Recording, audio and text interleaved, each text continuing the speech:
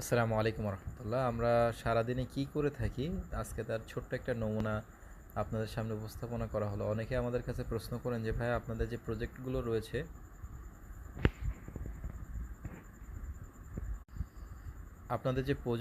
রয়েছে সেই প্রজেক্টগুলো ছোট্ট একটা ভিডিও দেওয়ার জন্য বা আমরা কি কি নিয়ে কাজ করে থাকি। তো আমরা আলহামদুলিল্লাহ কোয়েল পাখি, মাছ এবং শাকসবজি নিয়ে কাজ করে থাকি। কি আছে